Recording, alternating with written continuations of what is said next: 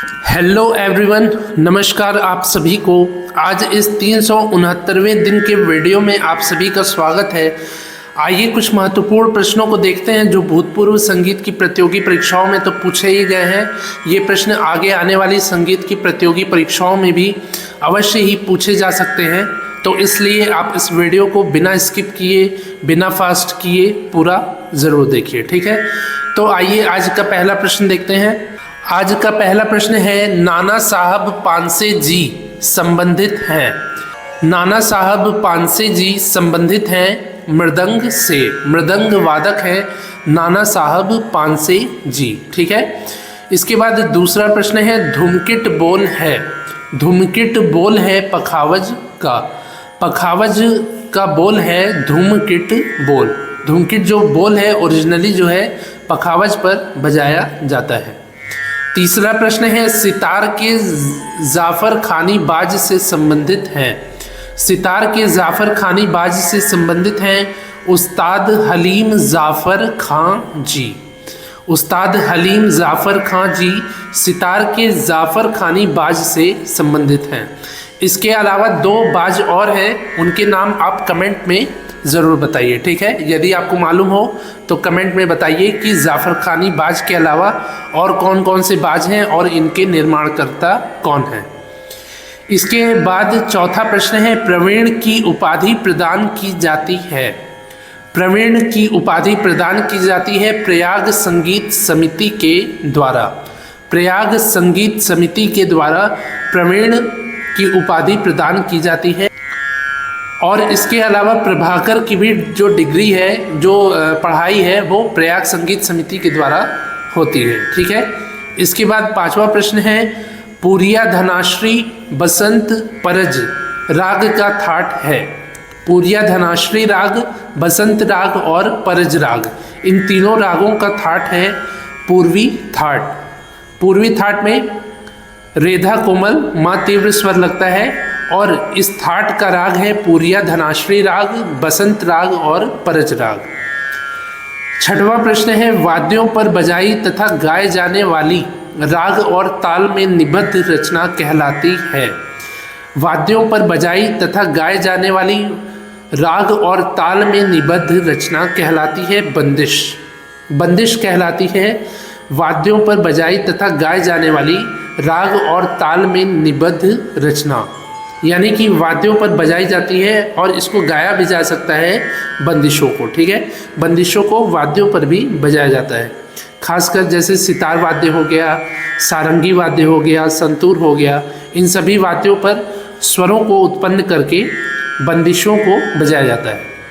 इसके बाद अगला प्रश्न है, तबला पखावज संगतकर्ता को किस ओर बैठना चाहिए।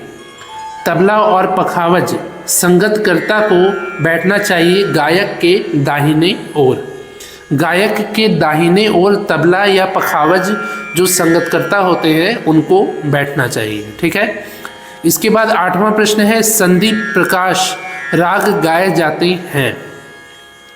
संधि प्रकाश राग गाए जाते हैं प्रातः काल तथा सायंकाल 4 बजे से 7 बजे तक।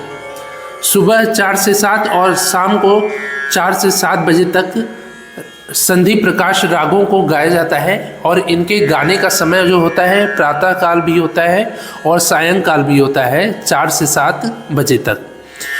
इसके बाद अगला प्रश्न है, तिलवाड़ा ताल की सवा गुण या कुआड़ी लयकारी आएगी।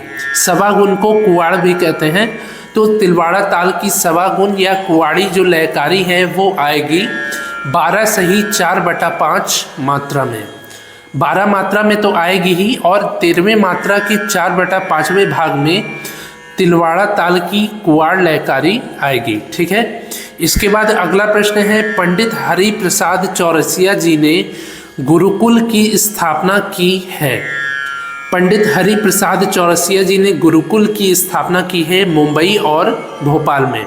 मुंबई में इन्होंने सर्वप्रथम स्थापना किया था, फिर बाद में भोपाल में भी किया है। इस गुरुकुल में बच्चों को बांसुरी बजाना और गायकी वगैरह सिखाई जाती है, संगीत से संबंधित विधाओं को सिखाया जाता है, और इसके स्थापना करता है पंडित हरि प्रसाद चौरसिया जी। इसके बाद अगला प्रश्न है, तबले में सर्वाधिक गतें किस घराने में बजाई जाती हैं? तबले में सर्वाधिक गतों को बजाया जाता है फर्रुखाबाद घराने में। फर्रुखाबाद घराने में गतों को बजाया जाता है सबसे ज़्यादा, यानी कि सर्वाधिक। ठीक है। इसके बाद अगला प्रश्न है, एक ताल का चक्करदार टुकड़ा दूसरे किस ताल में समान रूप से बज सकता है? एक ताल जो कि 12 मात्रा की ताल है, इसका चक्करदार टुकड़ा दूसरे 3 ताल में समान रूप से बज सकता है। ठीक है। एक ताल का चक्करदार टुकड़ा 3 ताल में समान रूप से बजाया जा सकता है। अगला प्रश्न है, पंडित कंठे महाराज जी निवासी हैं। पंडित कंठे महाराज जी निवासी हैं उत्तर प्रदेश में बनारस के कबीर चौरा मोहल्ले के निवासी हैं। ठीक है। उत्तर प्रदेश के बनारस में इनका जन्म हुआ था और मोहल्ला है कबीर चौरा मोहल्ला। इसके बाद अगला प्रश्न है, वायलिन में ध्वनि की आवृत्ति होती है। वायलिन वाद्य में ध्वनि की आवृत्ति होती है 180 से 7500 हर्ट्ज तक। ठीक है। 180 आवृत्ति से 7500 आवृत्ति तक वायलिन में ध्वनि की आवृत्ति होती है। वायलिन का अन्य नाम क्या है? इसका उत्तर आप कमेंट में ज़रूर दीजिए। ठीक है। यदि आपको मालूम हो तो कमेंट में ज़रूर बताइए कि वायलिन का अन्य नाम क्या है। इसके बाद 15वां प्रश्न है, झूमरा ताल तथा आड़ा चौताल की मात्रा है। झूमरा ताल तथा आड़ा चौताल की मात्रा है 14 मात्रा। 14 मात्रा की ताल है झूमरा ताल तथा आड़ा चौताल। 16वां प्रश्न है, अहोबल जी ने वीणा के तार पर शुद्ध धैवत स्वर की स्थापना की है। अहोबल जी ने वीणा के तार पर शुद्ध धैवत स्वर की स्थापना की है 23 सही 1/3 इंच पर। इसके बाद 17वां प्रश्न है, श्रुति छंदोवती में भरत जी ने कौन सा स्वर स्थापित किया है? श्रुति छंदोवती में भरत जी ने स्वर स्थापित किया है षड्ज स्वर। षड्ज स्वर को छंदोवती श्रुति में भरत जी ने स्थापित किया है। 18वां प्रश्न है, सारंगी का वादन किया जाता है। सारंगी का वादन किया जाता है गज से। ठीक है। गज की सहायता से सारंगी का वादन किया जाता है। गज में जो बाल होता है वो घोड़े के पूंछ का बाल होता है और सारंगी में जो तार होते हैं वो लोहे या स्टील के तार नहीं होते हैं, वो जानवरों के आंत के बने होते हैं। ठीक है।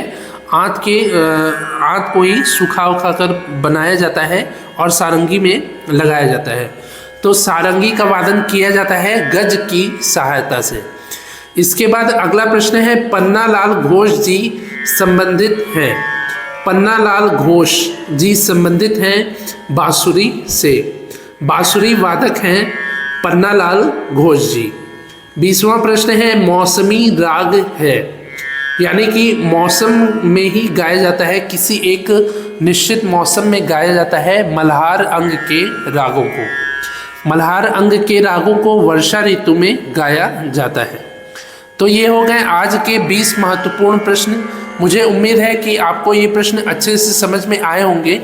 यदि समझ में आए हों तो आप इस वीडियो को लाइक करिए। लाइक करने में कंजूसी मत करिए। ठीक है। आप लोग 50-50 लोग वीडियोस को देखते हैं पर लाइक नहीं करते हैं, तो लाइक अवश्य करिए यदि आपको ये प्रश्न अच्छे से समझ में आते हो तो। और यदि आपको कुछ पूछना हो तो कमेंट भी ज़रूर करिए। आज ये 369वें दिन का वीडियो है। इसके पहले मैंने 368 वीडियोस को बनाया है जिसके प्लेलिस्ट का लिंक नीचे डिस्क्रिप्शन में है। यदि आपने अभी तक उन महत्वपूर्ण वीडियोस को नहीं देखा है तो अवश्य ही देख लीजिए, जिससे कि आपके आने वाले प्रतियोगी परीक्षाओं की और भी बेहतर तैयारी हो पाए। ठीक है। तो मिलते हैं ऐसे ही अगले 370वें दिन के वीडियो में। तब तक के लिए नमस्कार, धन्यवाद।